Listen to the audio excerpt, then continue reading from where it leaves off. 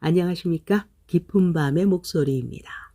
우리들이 살아오면서 사람 때문에 지친 날들 얼마나 많았나요? 말 한마디가 마음에 박혀서 잠들지 못했던 밤들. 상대의 표정 하나가 내 마음을 무너뜨렸던 순간. 오늘은 그런 밤에 당신을 조금은 편안하게 해줄 그런 이야기를 해보려고 합니다. 인간관계의 고통에서 벗어나는 법. 덜 보고 덜 듣고 더 이해하라. 우리가 상처받는 진짜 이유. 우리들이 상처받는 이유는 대부분 사실 때문이 아니라 그 말의 해석 때문입니다. 상대가 던진 말이 진짜 공격이었는지 피곤해서 나온 말이었는지 우리는 정확하게 분간하지 못한 채 먼저 마음이 반응해버리게 되죠.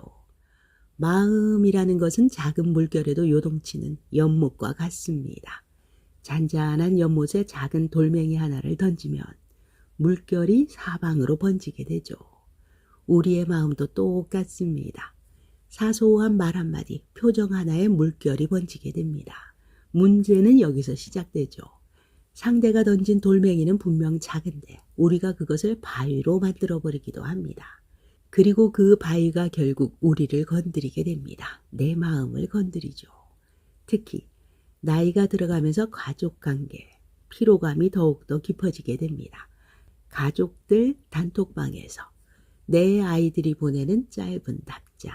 네, 알겠습니다. 예.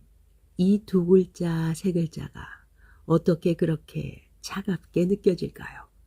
사위나 며느리의 무뚝뚝한 표정이 보이는 것만 같습니다. 아무 관심, 그닥 관심 없는 듯한 자녀의 태도. 젊었을 때는 그냥 넘겼던 일이 나이가 들수록 더욱더 예민하게 다가옵니다.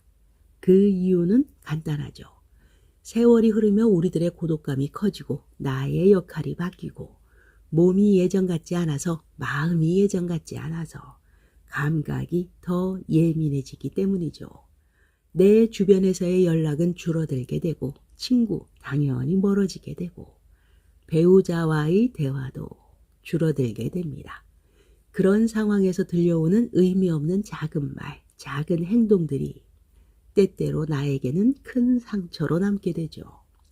이럴 때 주변 사람들의 말과 행동을 모두 내가 짊어지게 되면 나는 무너지게 됩니다. 선택적 무시의 기술을 사용하며 살아가야 하죠. 모든 것을 다 보고 다 듣고 다 반응하게 되면 하루도 편히 살 수 없다는 것입니다. 보되 들여다보지 말고 들으되 마음에 담지 않아야 한다는 것입니다. 못 본 척, 못 들은 척 하는 것은 회피가 아닙니다. 그들과의 관계를 오래 가져가는 성숙한 거리두기인 것입니다. 상대와의 거리가 너무 좁으면 마찰이 생기고 너무 멀게 되면 식어버리게 되죠. 그래서 이상적인 거리는 보되 들여다보지 않는 그쯤의 거리인 것입니다. 우리들이 커다란 멀리 있는 산을 볼 때 바위 하나하나 그 흠집까지 세세히 보지 않습니다. 맞습니다. 사람도 가까이 하되 그 사람의 모든 결점을 파헤치지 않는 것. 함께 있되 모든 말을 저울질하지 않는 것. 그것이 우리들의 관계를 살리게 되는 것입니다. 못 본 척 해야 할 세 가지도 있습니다. 첫 번째, 그 사람의 작은 버릇. 사소한 상대의 버릇이 왜 그렇게 거슬릴까요? 우리들의 뇌는 반복되는 자극을 위협으로 착각하게 된다고 합니다. 상대의 같은 행동이 계속 반복되게 되면 그 행동을 보기 전부터 예상이 되니까요. 이미 짜증이 난다는 것입니다. 그래서 가족 사이에서는 상대의 사소한 행동이 스트레스로 다가오는 것이죠. 남편의 말버릇, 아내의 말버릇, 자녀의 무성의한 표정, 친구의 자랑하는 버릇, 그것을 내가 직접 지적하면 고쳐질까요? 대부분은 관계에 금방 가게 됩니다. 상대의 작은 버릇을 발견했을 때 내 입 밖으로 내지 말고 마음속으로만 말해보는 것입니다. 그래, 그럴 수도 있지. 이 한마디가 당신의 하루를 지켜주는 것입니다. 두 번째, 친구의 형편과 생활 수준. 명품, 넓은 집, 커다란 차, 잦은 여행. 이 비교라는 것은 우리들이 의도하지 않아도 자동으로 생기게 되죠.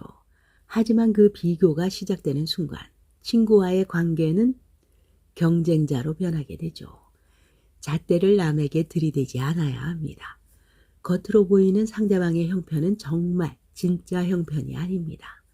커다란 집에 살고 있어도 빚이 많을 수 있고 작은 집에 살고 있어도 마음이 평안할 수 있습니다. 실전 지침은 이때 간단하죠.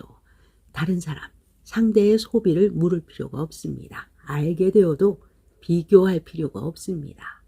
다르다는 것을 틀리다로 해석하지 않아야 합니다. 이 세 가지만 지켜도 우리들의 관계, 만남이라는 것이 아주 편안해지게 됩니다. 세 번째, 사람들의 순간적인 실수. 실수는 성격이 아니라 대부분 피곤함에서 나온다고 합니다. 약속을 잊은 친구, 전화를 제때 못 받은 내 아이들. 그것을 나를 무시하고 있나로 해석하게 되면 상처가 커지죠. 이 실수라는 것은 24시간 안에 마무리 짓는 것이 좋습니다. 하루가 지나게 되면 그것은 과거가 되죠. 그리고 한마디, 괜찮아, 괜찮아. 나도 그런 날 있어. 네, 이 한마디가 관계를 살리게 됩니다. 다음으로 우리들이 살아가면서 못 들은 척 해야 하는 세 가지도 있습니다. 첫 번째는 남의 뒷말이죠. 이 뒷말, 뒷담화는 정보가 아니라 감정의 배출입니다. 듣는 순간 당신의 뇌가 오염되게 되죠. 남의 말을 옮기는 사람은 멀리하는 것이 좋습니다. 누가 그러더라 라고 시작되는 대화, 그 자리에서 끊어내시는 것이 좋죠. 관심을 보이지 않으셔야 합니다. 그 말에 힘을 실어주지 않는 것, 맞장구 치지 않는 것. 그것이 당신을 지키는 일입니다. 두 번째, 감정 섞인 말투. 짜증 섞인 말투는 진심이 아니라 그 사람의 당시, 그 상태일 수가 있습니다. 수면 부족이나 스트레스 등등. 그 말투를 나에 대한 공격으로 받아들이게 되면 나의 생각에 불이 붙게 됩니다. 즉시 반응하지 말고 심호흡을 하셔야 하죠. 이 10초. 이 10초면 당신의 감정의 파도가 가라앉게 됩니다. 세 번째, 당신을 평가하는 말. 칭찬 10번보다 비난 1번이 오래 남게 되죠. 내 가슴을 그냥 후벼 파고 들어오니까요. 그 나이에 그 정도밖에 못해? 너만 뒤처져 있네. 이런 말은 당신을 평가하는 척 하고 있지만 사실은 상대방, 말하는 사람의 불안, 열등감이 튀어나온 경우가 많습니다. 나 스스로의 가치를 남의 눈으로, 남의 자로 잴 필요가 없습니다. 그냥 가볍게 인정하고 넘어가세요. 그래요, 저 그런 사람이에요. 네, 별 반응을 보이지 않는 것이죠. 반응이 없으면 상대는 재미가 없어집니다. 그러니 상대의 그런 태도, 말은 자연히 줄어들게 되죠. 다섯 번째입니다. 못 본 척, 못 들은 척 하는 것은 무시가 아닙니다. 따뜻함이라는 것.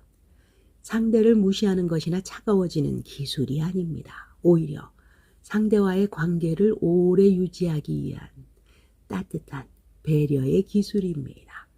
상대를 바꾸려 하지 말고 나의 시선을 바꾸는 것. 그 순간부터 우리의 관계는 편안해집니다.